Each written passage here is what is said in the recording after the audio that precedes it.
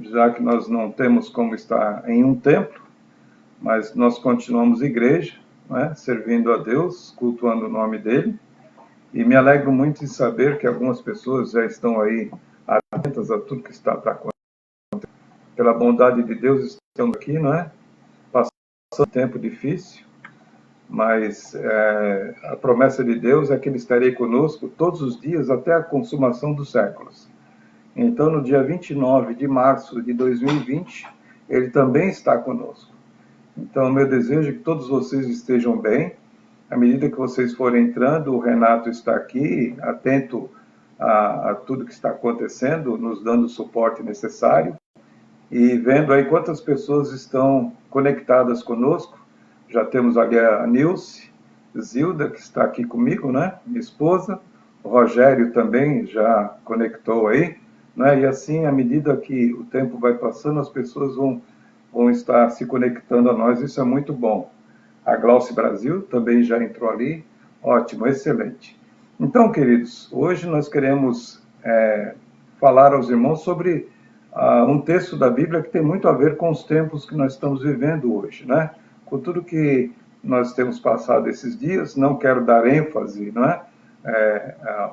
Ao coronavírus propriamente dito, mas esta palavra serve para todos os momentos difíceis pelos quais nós passamos ou vamos passar, não é verdade? Eu tenho dito às pessoas que não há aprovação sem tempo de validade, assim como não há alegria sem tempo de validade. As coisas terminam, né? No tempo de Deus, principalmente nas nossas vidas, temos essa consciência de que Deus está conosco, né? Nós devemos a cada dia experimentar a ação de Deus na nossa vida. Então, sempre há um tempo em que a ação de Deus acontece na nossa vida, irmãos. Então, eu creio que esse tempo está próximo, né? Então, esse texto da palavra de Deus que nós queremos enfatizar hoje é um tempo que não serve só para... É uma palavra que não serve só para o tempo do coronavírus, mas qualquer crise, qualquer momento difícil, essa é uma palavra confortadora para todos nós. Então, eu desejo sinceramente que você esteja atento a tudo que eu vou falar aqui, porque isso vai servir na sua vida com certeza. Mas antes nós vamos orar, né? Nós vamos pedir a Deus a orientação dele, tanto transmissão da palavra de Deus, como você que está aí do outro lado, que a bênção de Deus possa estar na tua vida, na tua casa. Eu preciso que qualquer outra coisa, preste única e exclusivamente atenção ao que nós vamos falar aqui, porque eu tenho plena convicção que é algo que vai servir muito na sua vida. Vamos orar então? Incline sua cabeça onde você estiver, feche seus olhos, nós vamos pedir a Deus orientação do Espírito Santo de Deus para a palavra que vamos pregar esta manhã aqui. Amantíssimo Deus, Pai, nós te louvamos, ó Pai querido, pela bondade, a tua misericórdia, Deus, porque a tua palavra diz que as tuas misericórdias se renovam a cada manhã. E nós cremos, Pai, pelas promessas contidas na tua palavra, que este novo dia é um dia, Pai querido, da manifestação do teu poder na nossa vida. Por isso nós louvamos o teu nome, Pai querido, porque enquanto estávamos repousando, tendo uma noite, Pai, de sono, o Senhor preparou este dia para que a gente vivesse de maneira, Pai, plena as manifestações do teu poder na nossa vida. Ajuda-nos, ó Pai, a entender esta palavra que vem até os nossos corações, que ela encontre guarida em cada coração desse que me vê e ouve, Pai. E que ao final dessa palavra nós tenhamos o nosso espírito renovado, Pai, entendendo que essa palavra deve ser aplicada nas nossas vidas. De tal forma, Deus, que nós, através de nós, outras pessoas também possam ver o poder de Deus manifestado. Muito obrigado, Deus, nós oramos já agradecidos, no nome de Jesus. Amém. Muito bem, querido, onde você estiver, nós vamos abrir a Bíblia no Salmo 42, vamos ler do versículo 1 até o versículo 5. 42, esse é um dos salmos mais lindos e confortadores da palavra de Deus. O salmista está angustiado aqui e ele faz um clamor a Deus. Salmo 42, do versículo 1 até o versículo 5. Acompanhe comigo a leitura desta palavra. Como suspira a corça pelas correntes das águas, assim por ti, ó Deus, suspira a minha alma. A minha alma tem sede de Deus, do Deus vivo. Quando irei e me verei perante a face de Deus? As minhas lágrimas têm sido o meu alimento dia e noite, enquanto me dizem continuamente: o teu Deus, onde está? Lembro-me destas coisas e dentro de mim se me derrama a alma, de como passava eu com a multidão de povo e os guiava em procissão à casa de Deus. Entre gritos de alegria e louvor, multidão em festa. Por que estás abatida, ó minha alma?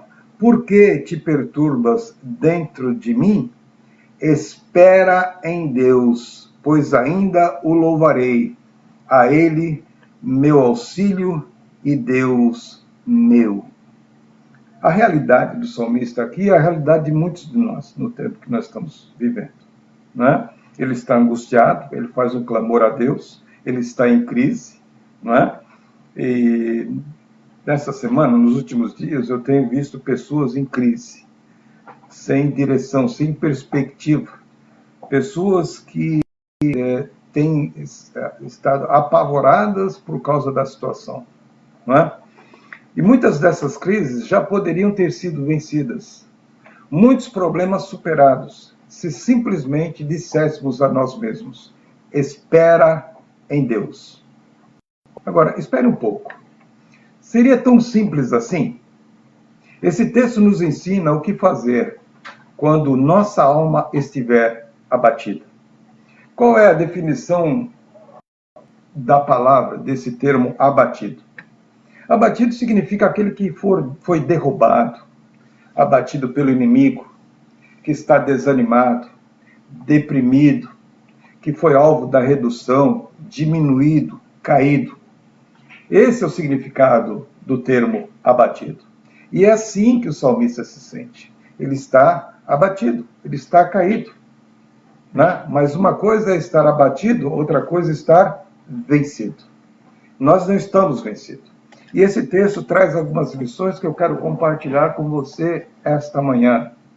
Eu preciso que você tome posse dessa palavra, que você aplique essa palavra no seu dia. Irmãos, é muito comum nós vermos pessoas que esquecem do que foi pregado há pouco tempo, há poucos minutos atrás. Então, tome posse dessa palavra.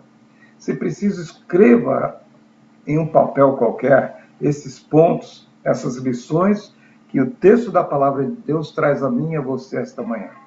Primeira coisa, admita que está doendo. Em outras palavras, não seja superficial. Porque é comum nós perguntarmos às pessoas: escuta, como é que você está? Qual é a resposta? Tudo bem. Porque muitas vezes nós respondemos tudo bem sem analisar se realmente estamos bem ou não. Porque é comum nós queremos passar para as pessoas aquilo que nós não estamos vivendo na realidade. Está doendo, nós precisamos transparecer isso, principalmente para Deus, dizer: Senhor, está doendo. E grandes homens da palavra de Deus experimentaram o que nós estamos experimentando muitas vezes. Na segunda carta de Paulo aos Coríntios, no capítulo 1, versículo 8, Paulo ele mostra toda a sua fraqueza, né? toda a sua tristeza, porque ele diz no capítulo 1, versículo 8, da segunda carta aos Coríntios, ele diz o seguinte: porque não queremos, irmãos, que ignoreis a tribulação que nos sobreveio na Ásia, pois que fomos sobremaneira agravados, mais do que podíamos suportar, de modo tal que até da vida desesperamos. Não é assim que nós nos sentimos às vezes? Com vontade de desistir? Com vontade de chutar tudo para o alto? E dizemos a nós mesmos: não dá mais, chegou no meu limite, eu não posso passar daqui mais, eu não tenho como. Então eu tenho que dizer primeiro a mim mesmo: está doendo. Dizer a Deus: Senhor, está doendo. Se não for o Senhor, eu não tenho como seguir em frente. Mas nós cristãos, porque muitas vezes porque nós somos de Deus, não é? Nós somos salvos, a gente quer mostrar para as pessoas, não é? Aquilo que nós não somos, aquilo que é a casca, né? Nós aparentemente estamos tudo bem e não está bem. Por quê? Porque muitas vezes nós vemos líderes religiosos, não é? Trazendo expressões triunfalistas, querendo passar para nós essa realidade que não é verdade. Não é? Expressões como assim, olha, eu sou o vencedor, né? Eu sou filho do rei. E tudo isso é verdade. Mas não é porque eu sou filho do rei que eu não vou passar por provações.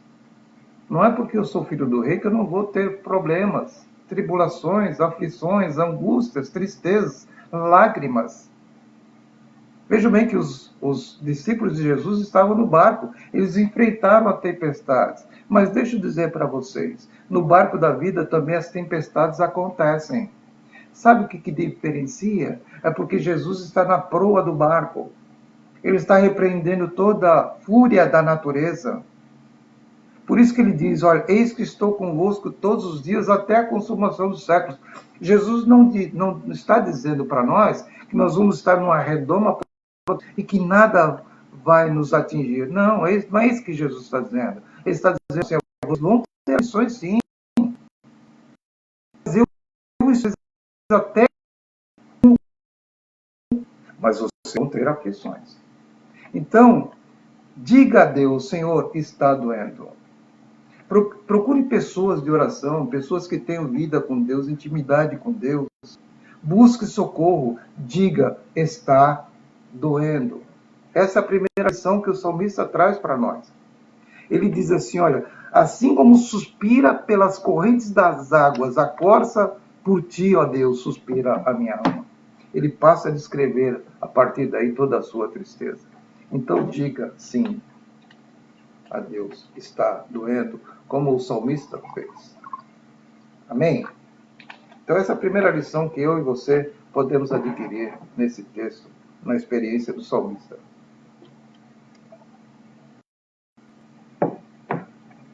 A segunda lição é a seguinte: entenda que nós não estamos isentos de dores internas.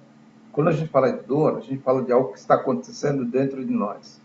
Nós não estamos isentos de dores e nem de problemas. Quando nós falamos de problemas, é fora de nós. Então nós temos aflições do lado de dentro e do lado de fora. Não é? Os existencialistas do século passado, eles diziam uma frase a respeito disso, eles diziam que o nosso inferno é o outro. Dizendo assim que a maioria dos problemas que nós temos é provocado pelo outro ser humano. E veja se não é assim. A maioria dos problemas que nós temos, além do problema interno, das angústias, das tristezas, do estresse, muitas dessas coisas que acontecem dentro de nós é provocado por aqueles que estão do lado de fora.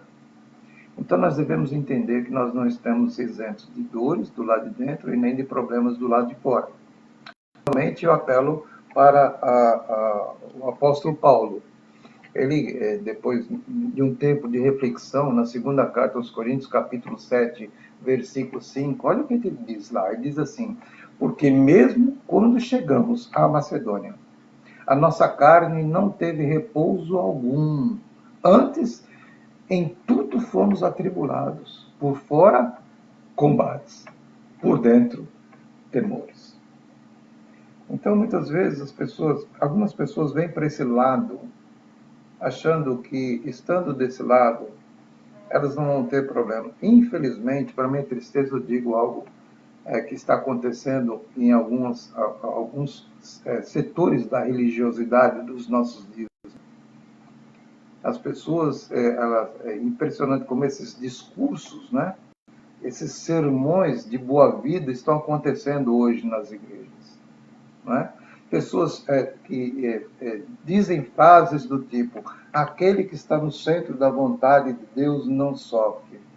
E quando eu ouço essa frase, essa e outras parecidas com essa, eu fico pensando, Pobre Jeremias, né? O profeta Jeremias, o chamado profeta chorão. Nós só falamos que Jeremias, o profeta Jeremias é um profeta chorão, porque nós não lemos o livro. Há um livro a respeito do profeta Jeremias chamado Lamentações de Jeremias. Eu fico pensando assim, puxa vida, Jeremias não estava no centro da vontade de Deus? E o próprio Jesus, que no Getsemane soou como grandes gotas de sangue por causa da angústia pela qual ele passou, Jesus não estava no centro da vontade de Deus? O apóstolo Paulo, no capítulo 12 da segunda carta aos Coríntios, quando ele relata lá a sua experiência, a sua tristeza, não é? Um espinho na carne, um mensageiro de Satanás para esbofetear, não é? E Jesus diz assim, olha, a minha graça te basta, porque o meu poder se aperfeiçoa na fraqueza. E na mesma segunda carta aos Coríntios, no capítulo 11, Paulo relata todo o sofrimento dele, toda a angústia dele, as perseguições. E no finalzinho lá ele diz assim, ó, além das coisas exteriores, há em mim o cuidado por todas as igrejas. Eu fico pensando em Daniel, tudo que ele sofreu, ele não estava no centro da vontade de Deus. Eu fico pensando em José, preso injustamente. José não estava no centro da vontade de Deus? Então nós não estamos isentos de dores e nem de problemas. Aliás, provação, tribulação, sofrimento é aquilo de mais democrático que nós temos. Todo ser humano sofre. Todo ser humano sofre. Não importa o poder aquisitivo, a classe social, o seu posicionamento diante da sociedade. Todo ser humano sofre. É aquilo de mais democrático que existe. Então você e nem eu e ninguém estamos isentos de problemas, de dores, né? Nós estamos vendo nos nossos dias hoje, irmãos, eu tenho orado pelos hospitais, pelos profissionais da saúde. O que eles não têm visto nos hospitais, nas UTIs, nas emergências? Quanta gente sofrendo. Imagina os países de menor poder aquisitivo, de extrema miséria. Então você também, não pense que você é privilegiado porque você teme a Deus. Você também passa por problemas. Essa palavra minha, irmãos, não dá ibope. Por quê? Porque na religiosidade dos nossos dias, as pessoas estão sendo ensinadas a que nós não devemos sofrer. Né? Expressões, né? Faixas dizendo pare de sofrer. Não tem como a gente parar de sofrer. A única forma de nós pararmos de sofrer é morrer. Você quer morrer? Não. Mas enquanto você está vivo, você passará por problema. Percebe? Aí você pode dizer como salmista. Eleva os meus olhos para os montes, de onde me virá o socorro? O meu socorro virá do Senhor, que fez os céus e a terra. Salmo 101, versículo 1. Então, você não está isento de problemas. O salmista mostra aqui que ele não está isento de problemas a despeito de próximo estar no centro da vontade de Deus. Essa é a segunda lição que nós podemos aprender. Percebe? Então, os problemas são causados pelos que estão de fora. E ele diz aqui que as pessoas diziam para ele, onde está o teu Deus? Olha, quando as pessoas quiserem trazer problemas para você, você deve fazer como o lobo e a lua. Vocês já viram essa imagem? A lua radiante, o lobo passa a noite inteira uivando, olhando para a lua. A lua não muda a sua majestade, a sua soberania, não é? Porque o lobo está uivando. Ela continua majestosa, brilhando. Você quer ser lobo ou você quer ser lua? Se você é lua, você vai continuar brilhando a despeito dos lobos que ficam uivando. Quando as pessoas quiserem causar problema na sua vida, seja lua, continue brilhando, porque você tem o Espírito Santo de Deus com você. Você tem Deus ao seu lado. Não esteja atento e prestando atenção no que os outros fazem para causar problema na sua vida. Terceira lição que eu e você devemos aprender. A duração do processo vai depender da resposta que nós damos ao tratamento. Então, estou vendo aqui, onde está o teu Deus, que ele lembrava dele, estava com a mão e os procissão até a casa de Deus. Nós temos que tomar um posicionamento diante da crise que nós estamos passando e vamos passar. Essa duração de tristeza, de angústia, de provação, de tribulação, esse processo vai depender da resposta que nós damos a esse tratamento. Por isso nós devemos aprender algumas coisas que eu quero dizer para vocês aqui. Toda prova tem prazo de validade. Há uma frase, né, um ditado popular que diz assim: não há mal que sempre dure, não é verdade? Né? Os nossos avós diziam muito essa frase: não há mal que sempre dure. E é verdade, é verdade. Né? Muitas vezes nós somos como uma roda gigante. Às vezes estamos lá em cima, às vezes estamos aqui embaixo. Às vezes estamos em cima, às vezes estamos embaixo.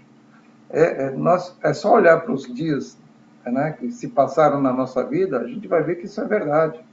Quantas coisas nós já enfrentamos e elas passaram na nossa vida, né? E muitas vezes nós ficamos presos ali, ao problema o tempo todo. Então, essa duração desse processo vai depender da resposta que nós damos ao tratamento. Eu estava compartilhando isso com minha esposa ontem, né? Estamos aqui em reforma no nosso apartamento, e uma coisa que nos motiva, né, a continuar, a despeito de toda sujeira, toda bagunça, é pensar no final, no quadro final. E isso nos anima. Então, tem um prazo para tudo acontecer. Então, nós, inclusive, devemos louvar a Deus, porque estas coisas que estão nos acontecendo vai levar a alguma coisa muito boa. Qual é o tratamento que eu estou dando? Qual é a resposta que eu estou dando àquilo que eu estou passando? Primeira coisa, então, toda aprovação tem prazo de validade. Segunda coisa, você não deve ficar lambendo suas feridas, mas seja protagonista da sua própria história. Protagonista da sua própria história. Não seja coadjuvante. Não fique lamuriando, reclamando, né? Lambendo as próprias feridas, murmurando o tempo todo. Há pessoas que estão tão envolvidas no problema e elas descansam, elas se conformam com aquilo, que elas ficam o tempo todo reclamando e reclamando. Eu tenho ensinado à igreja em oração, você dizer a Deus que se estivesse no lugar dele faria melhor. Você pode não dizer com essas palavras, mas a sua atitude identifica isso. Então não fique reclamando o tempo todo.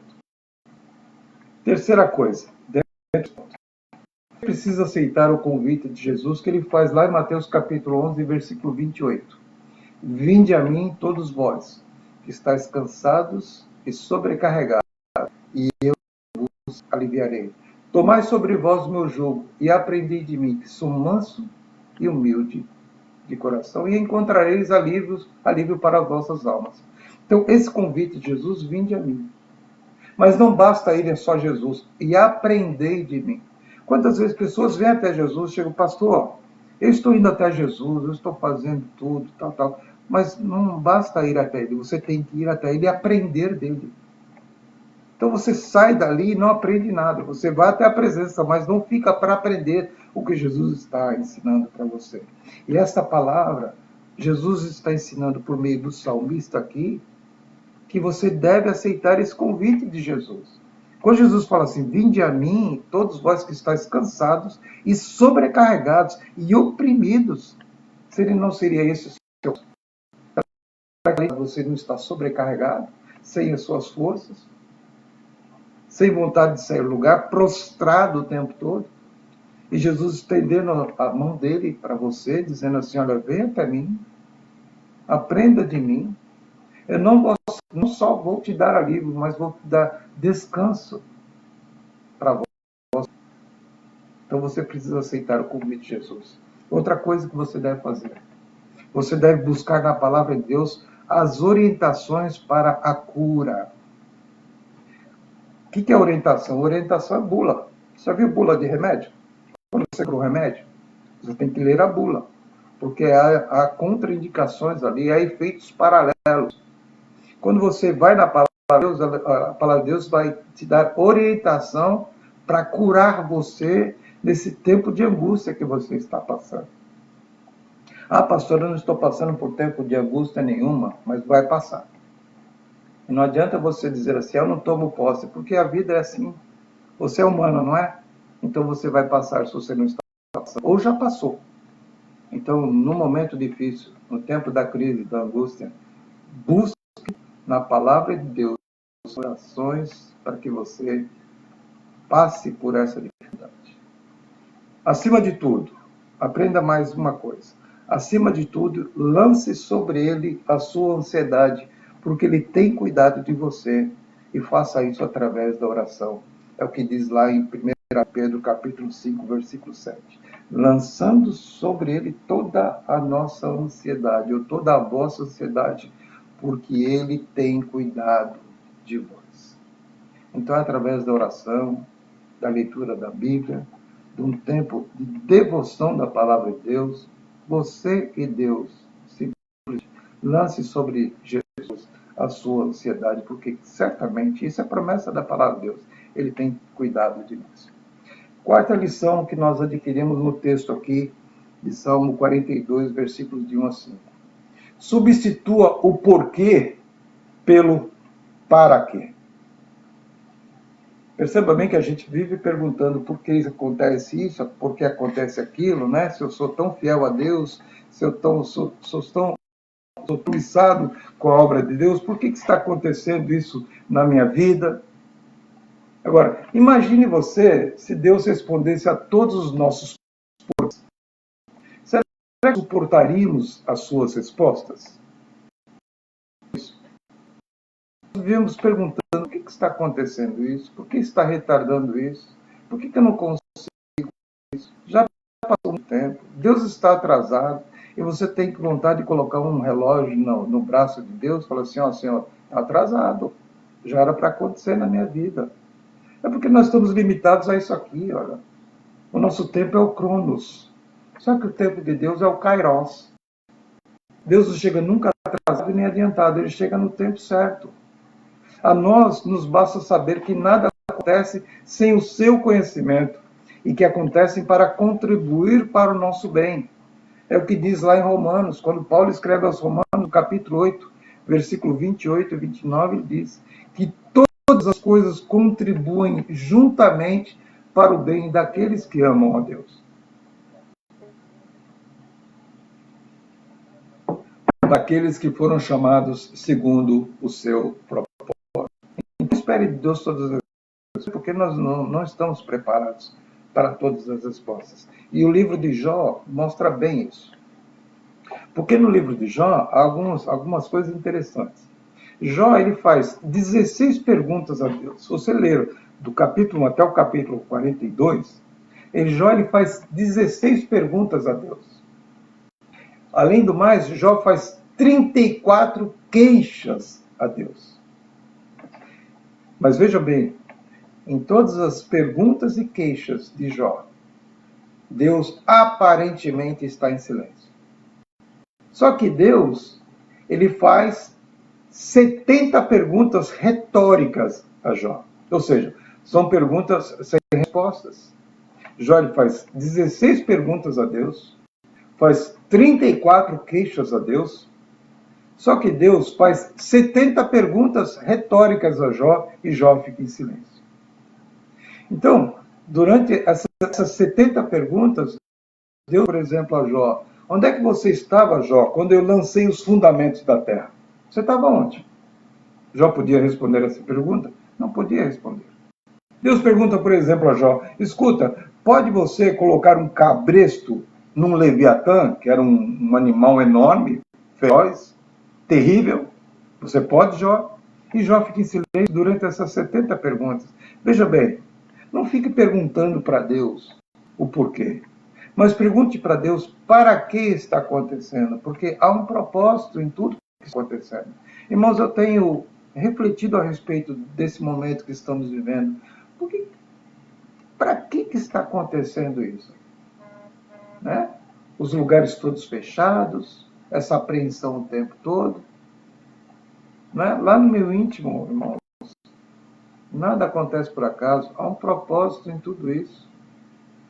É um tempo de reflexão. Já perceberam que esse tempo em que nós não saímos de casa, nós refletimos mais, nós conversamos mais com os familiares, não é? Nós passamos a fazer algumas coisas que estavam separadas, encostadas em um canto, a gente retoma a qualidade. É um tempo de reflexão. Então pare de perguntar o porquê e passe a para que está acontecendo isso. O salmista aqui, ele fecha o texto, esse pequeno texto que nós lemos, com uma conclusão que daqui a pouco a gente vai ver. Mas é importante você parar de perguntar por quê, mesmo porque você não está preparado, nem eu nem você estamos preparados para ser o que Deus tem para nós. E muitas vezes Deus não responde, mas Ele pergunta novamente, como Ele fez com Jó. E Jó, lá na sua angústia, no capítulo 42, já no finalzinho do livro, versículos de 1 a 6, ele diz o seguinte: então respondeu Jó ao Senhor dizendo, bem sei eu que tudo podes. Olha o que Jó está dizendo a Deus. Todos os teus propósitos podem ser impedidos.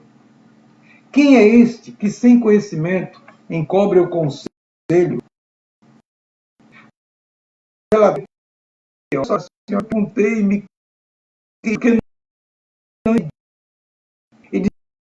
por isso não entendia. Coisas que para mim eram inescrutáveis.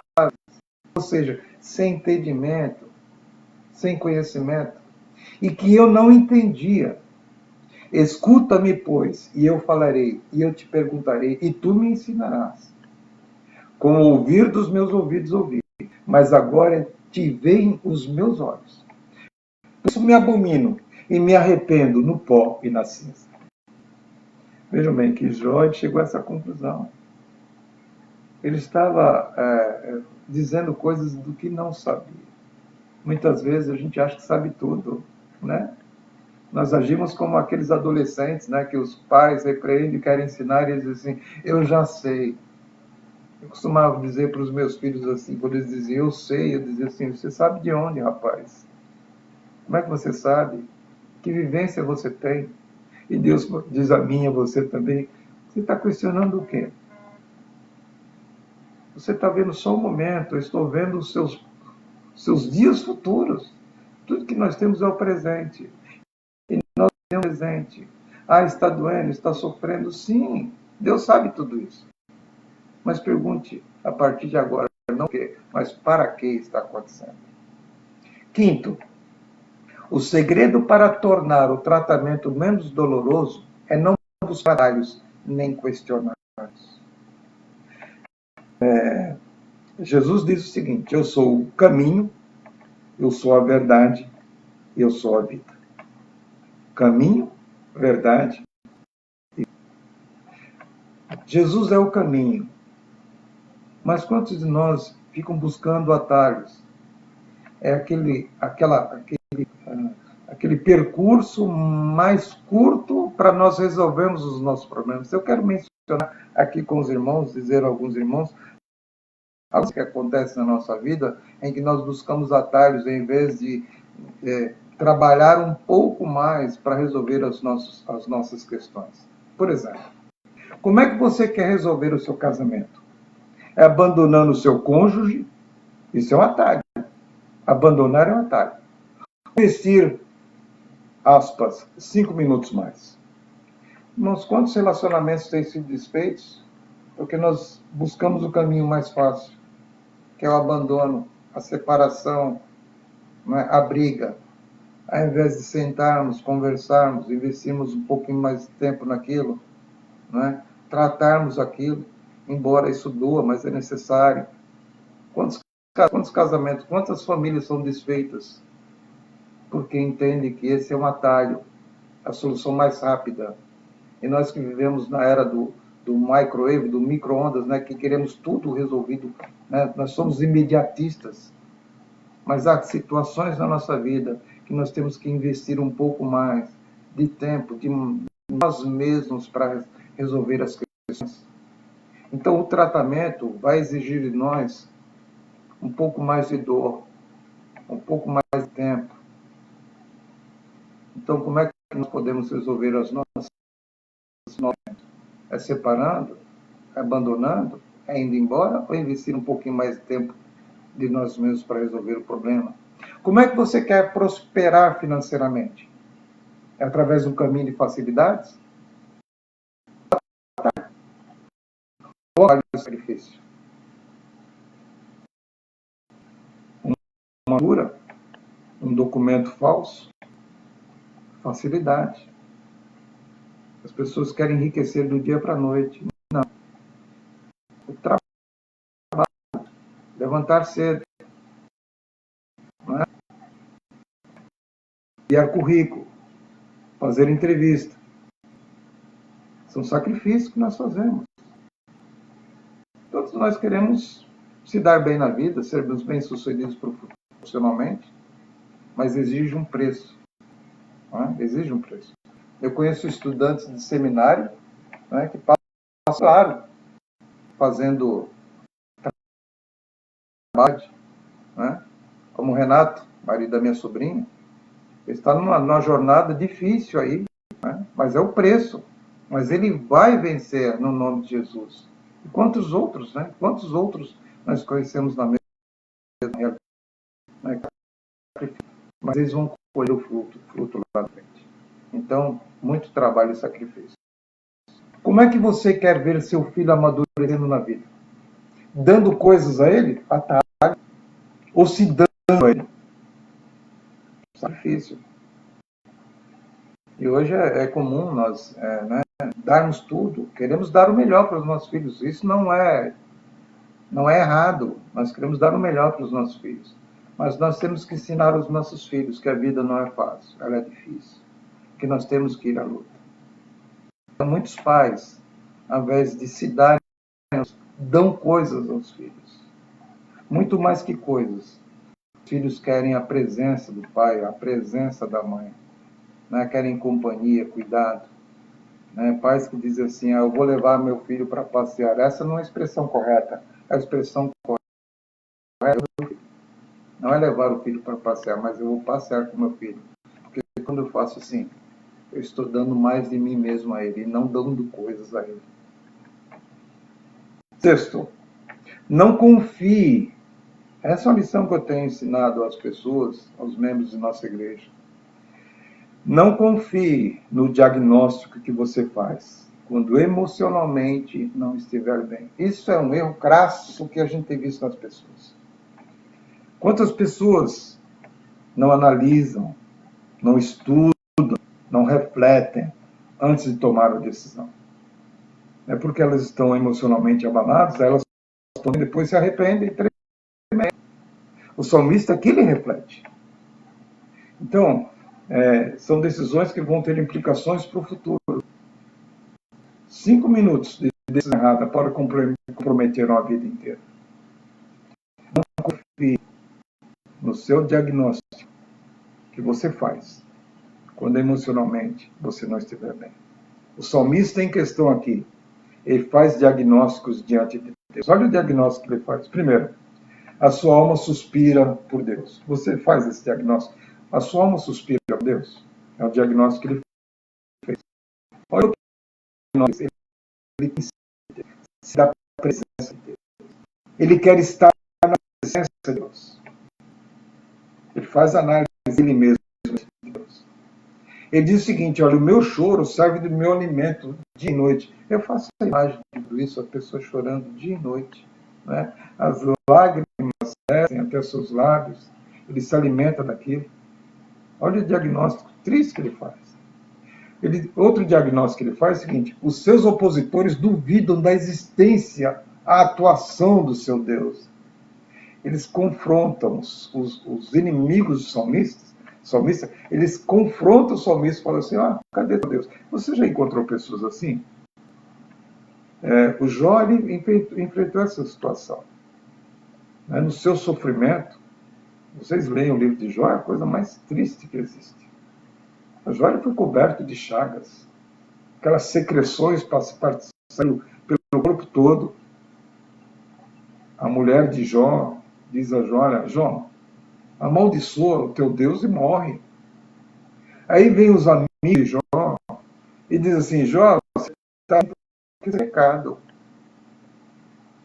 Mas hoje não é diferente, nós encontramos pessoas que podem dizer, escuta, você está passando assim, cadê o Deus? O Deus a quem você serve, está onde? Esse é o diagnóstico, ele tem a alma dele suspira por Deus, ele tem sede de Deus, ele quer estar na presença de Deus. O choro dele é alimento dia e noite. Os opositores dele duvidam da existência e da atuação de Deus. Agora, ele lembra como era bom liderar a congregação de Deus com muita alegria. Outro diagnóstico que ele faz. Ele conclui que ele deve esperar em Deus unicamente. Quais têm sido os seus diagnósticos diante da vida? Nos momentos de angústia, a quem você procura? Você tem sido traído pelas emoções? Nós brasileiros, nós temos a fama de sermos pouco reflexivos. Primeiro que nós não lemos, nossa cultura não é da leitura. E nós somos muito emotivos. Muitas vezes nós somos traídos por causa das emoções. Mas a palavra de Deus não nos ensina assim. O salmista nos ensina que nós devemos fazer diagnósticos saudáveis.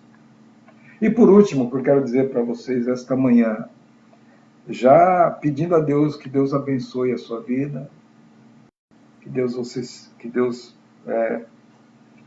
ensine a você através do salmista o seguinte, 7ª lição e última. Diante das adversidades, dê ordem à sua alma. Porque ele é imperativo com a sua alma. Ele diz assim, espera em Deus. Não diga a Deus o tamanho do seu problema, mas diga ao seu problema o tamanho de Deus. Não que prostrado, mas de si mesmo. Por que estás abalado, minha alma? E por que te perturbas dentro de mim? Espera em Deus. Essa é a palavra de ordem. Essa é a palavra de ordem. Nós temos que fazer como aqueles generais, os comandantes, dar a ordem. E Deus está dizendo a você hoje. Mas você precisa dizer a você mesmo, espera. Hoje, diante das adversidades, dos corais da vida, dê ordem à sua alma. Espera em Deus. Não diga a Deus, meu problema é desse tamanho. Mas diga ao seu problema, o meu Deus não tem tamanho. Ele não. E Deus diz lá em Jeremias 33:3, clama a mim e responder-te-ei e anunciar-te-ei coisas grandes, firmes, que ainda não sabes. Recapitulando, primeiro, admita que está doendo. Segundo, entenda que nós não estamos isentos de dores e nem de problemas. Terceiro, a duração do processo vai depender da resposta que damos a esse tratamento. Outra lição, substitua o porquê pelo para quê. Outra lição, tornar menos buscar atrás, questionar Deus. Não confie no nosso nome. Dê a sua alma, espere Deus.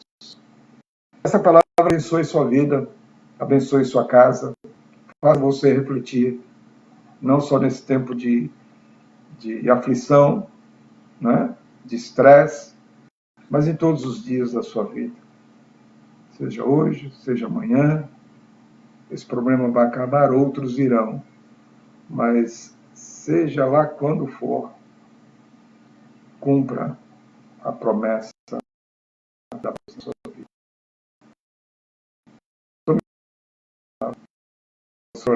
Para que esse momento vamos orar? Pai, nós louvamos pela tua palavra aberta realização das nossas vidas. Pai, nós temos a tendência, de maneira muito fácil, de esquecer das tuas promessas contidas nessa palavra. O salmista, Pai, é parecido conosco. O salmista tem sede da tua presença. O salmista passa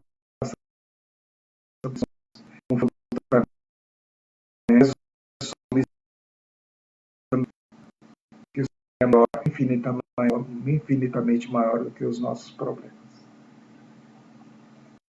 Pai, você está nos oração, que nossos corações não são mais. Eu estou abençoado sobre cada um que está participando desse culto. Ó Deus, uma vez nos nossos lares da igreja, nos lares, nos amigos, irmãos. Nós abençoamos todos os pastores que esta manhã estão como eu, ó Deus, pregando online. Que eles sejam ricamente abençoados, suas igrejas, suas ovelhas. Abençoe os nossos amigos, ó Pai, escola de trabalho. Que todos nós possamos entender, ó Deus, que esse é um tempo que vai passar. E que nesse tempo, ó Deus, que estamos vivendo, o Senhor tem uma missão a nos ensinar. O Senhor está nos querendo dizer que está conosco. Que a tua presença é viva em nós, nas nossas famílias, nos nossos ambientes, ó Pai. Pedimos que o Senhor para consolar corações, confortar corações que estão angustiados, ó Pai, temerosos, aflitos. No nome de Jesus, ó Deus, pois é a oração que fazemos, crendo que é no sangue de Jesus, agora e sempre. Amém. Que Deus abençoe a igreja Redeemer e você, membro da igreja, ovelha desse rebanho. Adquira essa lição, cumpra com seus deveres como membro da igreja, como membros da igreja, esteja cada vez mais compromissados com a palavra de Deus por as nossas vidas. Que Deus abençoe sua vida e façam aí, deem-nos o seu feedback, coloquem lá os seus comentários, não é? Diga o quanto você gostou, passe para os partilhos da palavra, a palavra abençoe muitas das vidas. Amém? Que Deus te abençoe, abençoe cada um. Até a próxima.